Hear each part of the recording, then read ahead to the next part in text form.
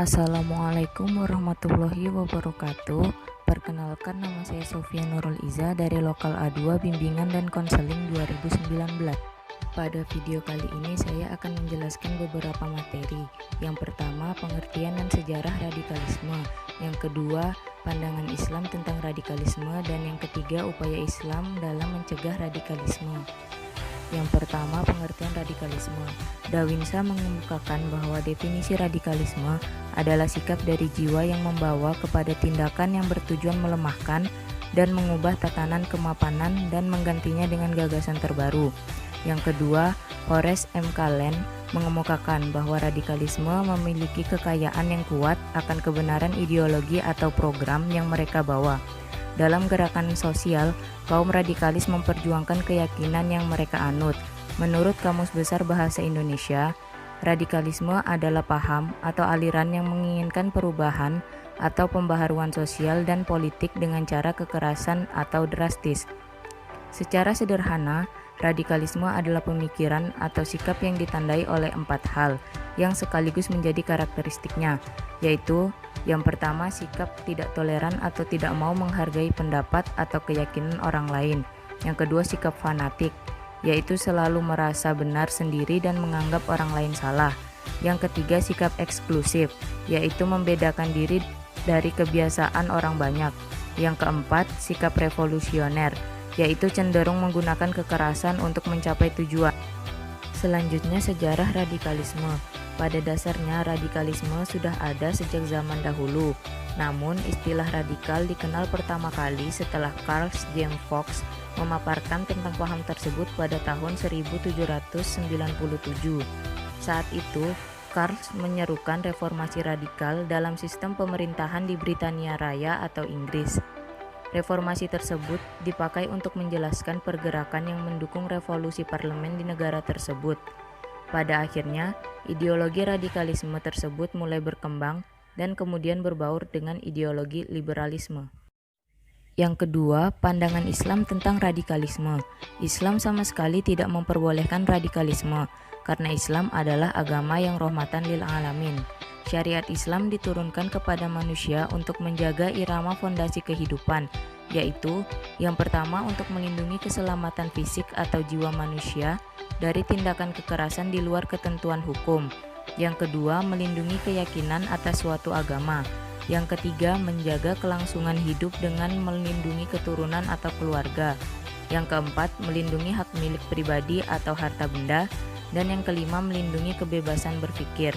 Dengan demikian, syariat Islam pada dasarnya melindungi dan menghargai manusia sebagai individu yang bermartabat. Semua tindakan yang melawan kebebasan dan martabat manusia bertentangan dengan syariat Islam. Yang ketiga adalah upaya Islam dalam mencegah radikalisme.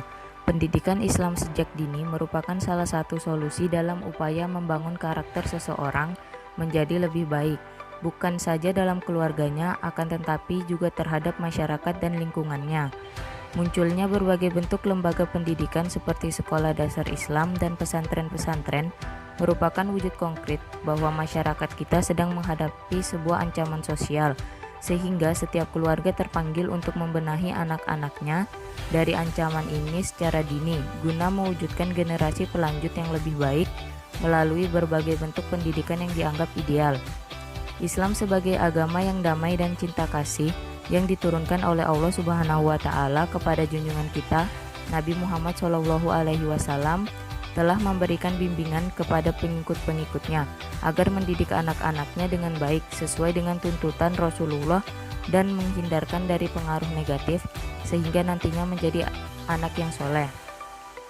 Konsep ini tidak terlepas dari sifat-sifat wajib yang harus dimiliki oleh seorang nabi dan rasul, yaitu al-amin yang dapat dipercaya, as-sidik jujur, al-fatonah cerdas, dan at-tabligh atau menyampaikan.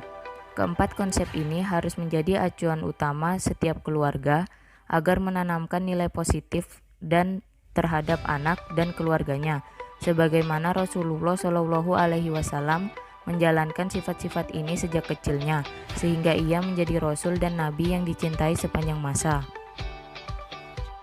Al-amanah artinya dapat dipercaya, Dipercaya merupakan salah satu sifat yang harus dilakoni setiap orang, karena tanpa kepercayaan, maka seseorang bukan saja menjadi beban keluarganya, akan tetapi menjadi beban masyarakat.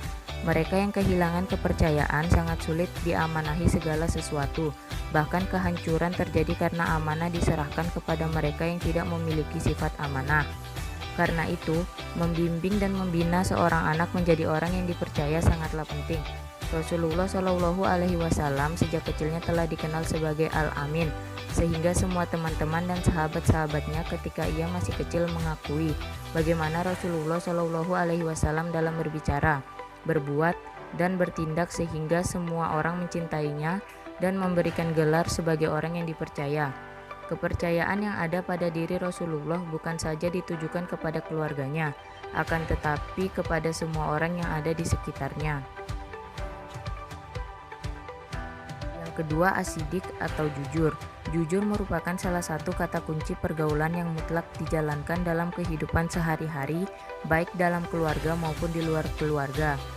Berbagai masalah yang muncul dalam kehidupan kita akibat tidak adanya sikap jujur terhadap diri sendiri dan kepada orang lain. Jika kejujuran sudah tidak lagi dianggap sebagai barang yang berharga, maka kehidupan tidak akan berarti dan tidak akan memiliki nilai-nilai positif, karena segala sesuatu yang dilakukan dibangun atas kedustaan. Apapun yang dicapai oleh setiap orang yang dibangun di atas kedustaan, maka pasti tidak akan berkesinambungan. Banyak sekali bukti-bukti sejarah yang hancur luluh karena dibangun di atas sifat kedustaan. Oleh karena itu, peran orang tua dalam membangun sikap jujur terhadap seorang anak sejak dini amatlah penting.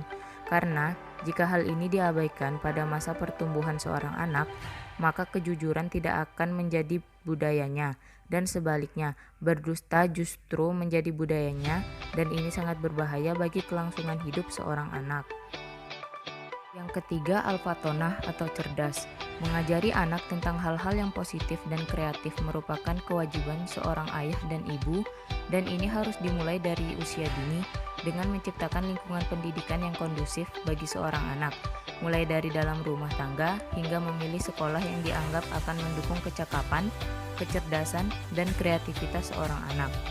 Mencerdaskan kehidupan anak tak kalah pentingnya mengajarkan kepada anak-anak sifat kejujuran dan kepercayaan, karena yang demikian ini bukan saja mengajarkan sikap-sikap kemandirian, akan tetapi juga sikap tanggung jawab terhadap dirinya.